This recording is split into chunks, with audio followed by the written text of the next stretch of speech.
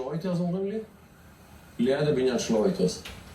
ניסים, הנחת היסוד שלנו היא שאם ישראל ברצונה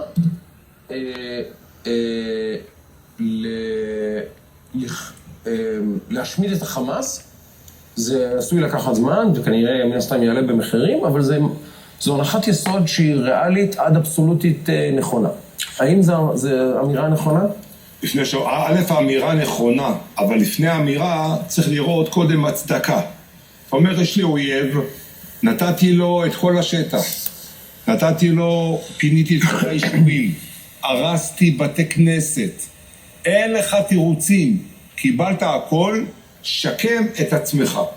נתת צ'אנס, עכשיו אתה אומר לו, תבחר הנהגה, הוא בחר הנהגה.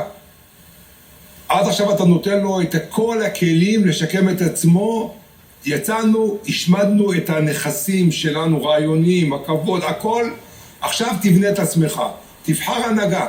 הוא בחר הנהגה שהיא רעה לו ורעה לנו. ניסינו לתת להם את הצ'אנס, לעזור, להביא כסף, להביא להם מים, להביא להם סחורות, הרי יכלנו לסגור את הדלת של שערי עזה, וללכת לזרוק את המפתח לים. לתת להם עשרות אלפי אנשים לעבוד פה ולהתפרנס פה. זה עוד יותר. כן. אתה אומר, אני נתתי לכם את כל האפשרויות לשקם את עצמכם. רבק, מה אתם רוצים? עכשיו מה שאתם רוצים זה שההנהגה שלכם, שאתם בחרה להשמיד אותנו. ואנחנו קראנו את התורה שלכם. ראינו אתכם מתאמנים. ואנחנו קצת אשמים שלא הפנמנו, ואמרנו, טוב, זה מה שהם רוצים, נקבל לטוב, ניתן להם כסף, נעזור להם, נביא לתוכניות לשיקום הרצועה. ומה קיבלת? קיבלת מלחמה. מלחמה? זה לא מלחמה. זה נאציזם אמיתי, זה גועל, זה יותר גרוע מבעלי חיים, זה פגיעה במורל המדינה, פגיעה בהשפלה של נשים, פגיעה בילדים. ראיתי אתמול רופא. הנה, ממש, אגב, ניסים, על רקע הדברים שלך ממש פטריות מהנפילות. לא מתלהב. כן, אני חייב להודות, תראה, כרגע זה מה שיש לנו במה להיאחז בו, גם הבוקר הזה נדבר על איך ייראו השבועות הקרובים. אני אמרתי אתמול, ואני אומר היום, במקום 100,000 טונות על הרצועה, טון אחד בראש של יחיא סינואר, איפה שהוא נמצא. טון האחד אצל הנייה בראש, וכל המשפחה, וצה"ל עושה נכון שהוא פוגע במשפחות שלהם. מהלך יפה.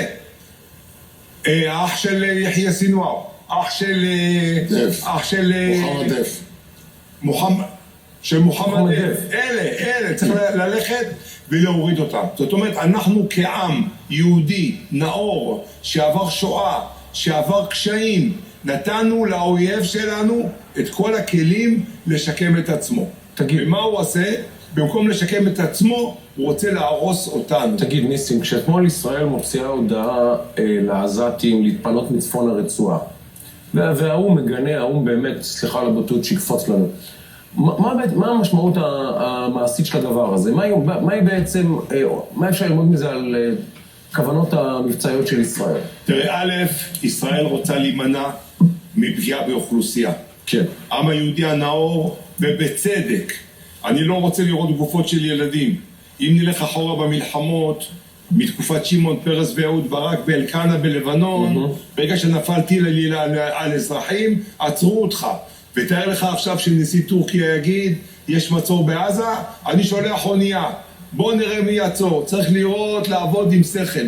אסור לנו לרדת לרמה שלהם בהקשר של נשים, ילדים לא מעורבים. עכשיו צריך להתלבש על עזה, אם יש לי דקה לפתח רעיון. אני אומר דבר כזה, השמדה